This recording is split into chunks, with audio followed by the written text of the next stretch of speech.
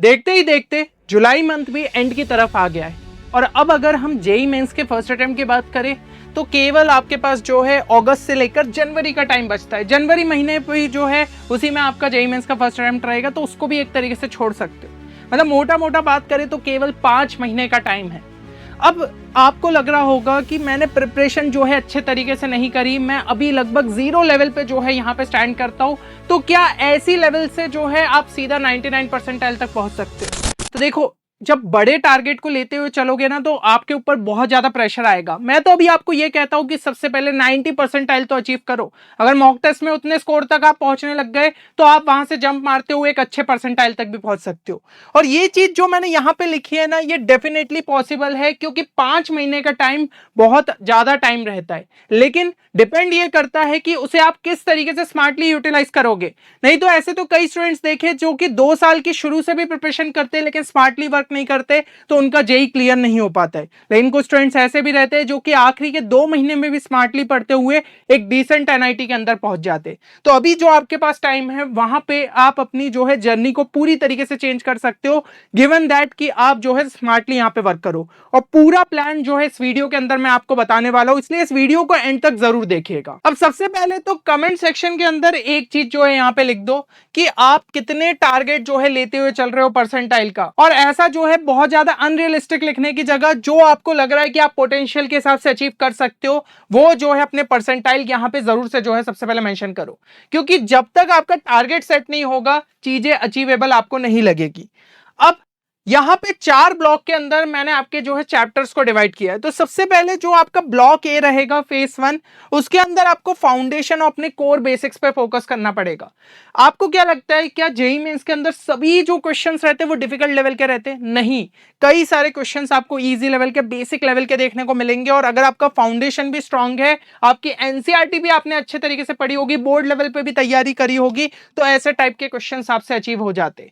Then block B में हमारा focus रहेगा मीडियम लेवल चैप्टर्स पे, जो कि थोड़ा सा आपको जेई ओरिएंटेड ज्यादा देखने को मिलेंगे। आखिरी आता है ब्लॉक सी, जहां पे हमारे जो है एडवांस लेवल के चैप्टर्स हो जाते हैं, जो कि कई सारे स्टूडेंट्स, मतलब जो एकदम अगर हम बोले ना रैंक डिसाइडिंग चैप्टर्स रहते, तो वैसे कुछ चैप्टर्स पे जो है फोकस रहेगा। एंड फाइनली ब्लॉक डी में जितने ज्यादा रिमेनिंग चैप्टर्स में से हम चैप्टर्स को कंप्लीट कर सकते, वो चीज आप जो है यहाँ पे टारगेट करोगे। तो हर एक ब्लॉक के हिसाब से मैंने चैप्टर्स को डिवाइड कर दिया है और आपको यहाँ पे डेडलाइन भी मेंशन कर दी है कि कितने टाइम के अंदर आपको उन चैप्टर्स को टारगेट करना है।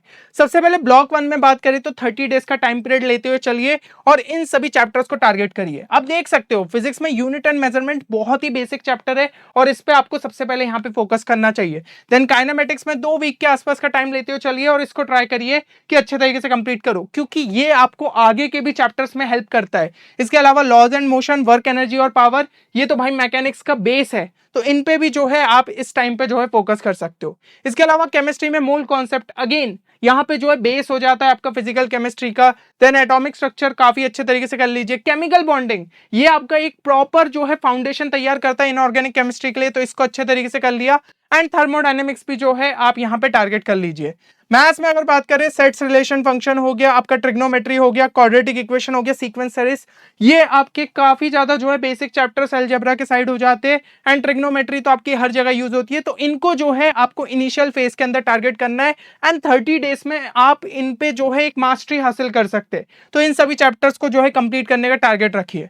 नेक्स्ट चलते हैं अपन यहाँ पे रोटेशनल मोशन पे। अब आ जाइएगा, ग्रेविटेशन जो है आपको यहाँ पे टारगेट करना है, mechanical properties of solids, fluid और थर्मल प्रॉपर्टीज ऑफ मैटर, क्योंकि अब हमें यही टारगेट करना है कि 11th के जितना पोर्शन हो सके उतना हम अच्छे तरीके से कंप्लीट करें।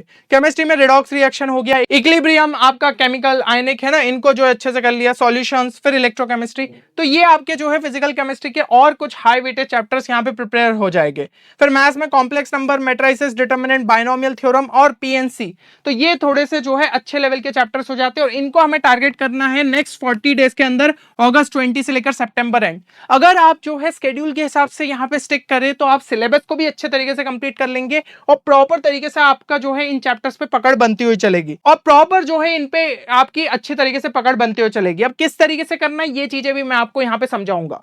लेकिन देखिए कई सारे स्टूडेंट्स यहाँ पे कंसिस्टेंसी जो है मिस कर जाते हैं, डिसिप्लिन नहीं रहता है। शुरू में तो एकदम से जोश रहता है लेकिन वो जोश धीमे धीमे हट जाता है। और अगर उनको प्रॉपर टॉपिक वाइज टारगेट मिलते रहे, प्रॉपर तरीके से कोई गाइड करने वाला मिल जाए तो चीजें उनके लिए आसान हो जाती है। एंड यही सब चीजों को समझते हुए हमारी टीम ने आपके लिए लॉन्च किया है यहाँ पे जेई मेंटरशिप प्रोग्राम। एंड साथ ही साथ अगर आप बिटसैट की प्रिपरेशन कर रहे हैं तो उसके लिए भी आपका स्टार प्रोग्राम है जिसके अंदर आपको मेंटरशिप प्लस बिटसैट के लिए जो है काफी इंपॉर्टेंट रिसोर्सेस मिल जाते हैं। तो सिंपली आप हमारी वेबसाइट पे विजिट करके जो है इनको जरूर से चेक कर सकते हैं। स्टिल कोई भी क्वेरी रहे तो you can call us at this number, क्योंकि देखिए टाइम हमारे पास कम बचा है और अगर अभी तक जो आपसे गलतियां हुई वही आगे होती रही तो फिर भाई आपका सिलेक्शन यहां पे मुश्किल हो जाएगा। लेकिन अगर आपको जो है प्रॉपर तरीके से कोई गाइडेंस वाला मिल गया, चीजें आपकी जो है सही ट्रैक पे आ गई, देन यहां से जो है आप रिजल्ट को चेंज कर सकते।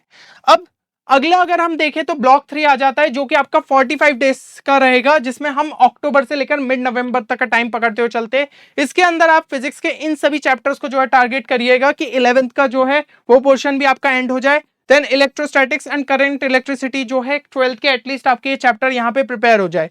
फिर आप जो है केमिस्ट्री में इन सभी चैप्टर्स पे जो है टारगेट कर सकते हो। एंड मैथ्स में जो है आप देख सकते हैं कैलकुलस मेजरली जो है अब हम यहाँ पे टारगेट कर रहे होंगे, तो इन सभी चैप्टर्स को जो है अच्छे तरीके से यहाँ पे फोकस करिएगा।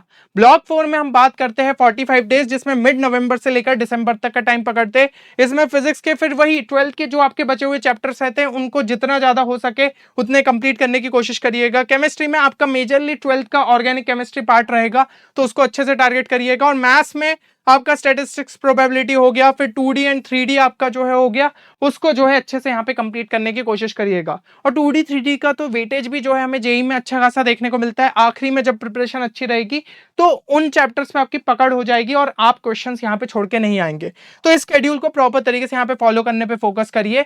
जनवरी का जो आपका टाइम रहेगा उसमें आपको रिविजन के लिए ही ज्यादा से ज्यादा टाइम बचाना है ना। फॉर्मूला शीट्स आपकी जो है उठा के देखी कि सभी इंपॉर्टेंट फॉर्मुलेस को रिवाइज किया कि एग्जाम के टाइम पे कोई फॉर्मूला आप भूल ना जाओ, है ना। जो एरर्स आपके लगातार यहाँ पे आपको देखने को मिलते थे उन एरर्स पे जो है आपने यहाँ पे वर्क किया। और देखो टारगेट ये लेते हो, चलो 2 सब्जेक्ट पर डे के पकड़ लिए कि एक मेजर लेवल का जो है चैप्टर उठा लिया और एक माइनर, मतलब कि जो बड़ा चैप्टर है और एक छोटा वाला कोई चैप्टर उठा लिया। इस तरीके से आप करते हो चलोगे तो चीजें आपकी कंप्लीट होते चलेगी। Focus on your weak topics plus common mistakes. जो पर्टिकुलरली ज्यादा वीक है उन पे थोड़ा सा ज्यादा टाइम दीजिए, जो आपको लग रहा है ठीक ठाक है तो उनको जो है क्वेश्चन सॉल्विंग के थ्रू भी आप इंप्रूव कर सकते हो। कम से कम 8 फुल लेंथ यहाँ पे आपको मॉक टेस्ट देने रहेंगे जनवरी के अंदर, और जितने भी बैकलॉग्स हो सके उन सभी को जो है अच्छे तरीके से यहाँ पे कंप्लीट कर लीजिएगा। अब जो यहाँ पे मैंने आपको शेड्यूल बताया है उसकी कंप्लीट पीडीएफ आपको हमारे टेलीग्राम चैनल पे देखने को मिल जाएगी आज रात तक। तो अगर आपने ज्वाइन नहीं किया है तो उस टेलीग्राम चैनल को जरूर से ज्वाइन कर लीजिएगा, लिंक डिस्क्रिप्शन में, ठीक है। तो आप वहां से जो है पीडीएफ को डाउनलोड करके प्रॉपर तरीके से फॉलो कर सकते हैं। अब इन चैप्टर्स को कंप्लीट कैसे करना है ये चीज आती है। तो देखो बेसिकली आपके 2 इसमें जो है कैटेगराइज हो जाते हैं आपके chapter. First is weak chapter and second is strong chapter. तो जो वीक चैप्टर है उनके लिए आई वुड से कि अभी हमारे पास टाइम है तो डिटेल्ड लेक्चर्स को जो है प्रॉपर तरीके से यहाँ पे फॉलो करो, या फिर जो है आप थ्योरी रेफरेंस बुक से जो है देख सकते हो, है ना। तो रेफरेंस बुक्स में आप जो है मेजरली यहाँ पे अच्छी बुक्स को रेफर कर सकते हैं, जैसे कि डीसी पांडे जो है फिजिक्स में देखा, उसमें इलिस्ट्रेशंस काफी सारे आपको जो है देखने को मिल सकते हैं। केमिस्ट्री में तो भाई NCERT would be sufficient. Maths में आप अरियंत या फिर सिंगेज किसी से भी कर सकते हैं। इलिस्ट्रेशन से आपको काफी हेल्प मिलती है, तो सॉल्व्ड एग्जांपल्स पे ज्यादा फोकस रखिएगा ताकि प्रॉब्लम सॉल्विंग अप्रोच आपको क्लियर होता जाए। और इसके अलावा जो है यहाँ पे पीवाईक्यूज ज्यादा से ज्यादा सॉल्व करना है। कम से कम ये तो आपके होने ही चाहिए 2024 और 2025 के, इससे पहले के भी कर लो तो भी चल जाएगा। और जैसे कि मैंने कहा था जनवरी में आपको कम से कम 8 से 10 फुल लेंथ मॉक टेस्ट लगाने ही है, तो उसमें आप ये कर सकते हैं 2026 के आपके जो पेपर्स हुए थे उनको as a full length mock test लगा सकते हो। इसलिए मैं कह रहा हूं उनसे पहले के पीवाईक्यूज को इस टाइम पे प्रैक्टिस करते हुए चले, इस टाइम पे जो है प्रैक्टिस करते हुए चलना है आपको। फिर स्ट्रॉन्ग चैप्टर्स में बात करें तो उन स्ट्रॉन्ग चैप्टर्स को सीधा सीधा वन शॉट से आप देख सकते हो या फिर जो है रिवीजन कर सकते हो फ्रॉम योर शॉर्ट नोट्स, है ना। उनमें अब थ्योरी में ज्यादा टाइम नहीं लगाना है, इंस्टेड ऑफ दैट पीवाईक्यूज ज्यादा से ज्यादा सॉल्व करना है। तो इसमें कम से कम 3 से 4 साल के जो है आप पीवाईक्यूज पे यहाँ पे फोकस करिए, और अगर टाइम मिलता है तो और एक्स्ट्रा प्रैक्टिस आप अपनी रेफरेंस बुक से क्वेश्चंस के थ्रू कर सकते हो। तो ये चीजें मेरे हिसाब से क्लियर है। सोर्सेज जो है जैसे कि मैं आपको बताया ही था, तो इन सोर्सेज को आप रेफर कर सकते हैं, ठीक है। यहाँ पे सिंगेज या फिर अरियंत कोई भी आप जो है एक देख सकते हैं, और डीसी पांडे तो मेजरली आपको जो है इलस्ट्रेशंस बहुत ज्यादा यहाँ पे हेल्प करेंगे, और छोटे चैप्टर्स के लिए आपको लग रहा है तो आप एससीवी यानी कि एससी वर्मा भी जो है देख सकते हैं। बाकी केमिस्ट्री में NCERT plus notes would be sufficient. तो ये जो है एज अ रेफरेंस बुक्स आप देख सकते हैं।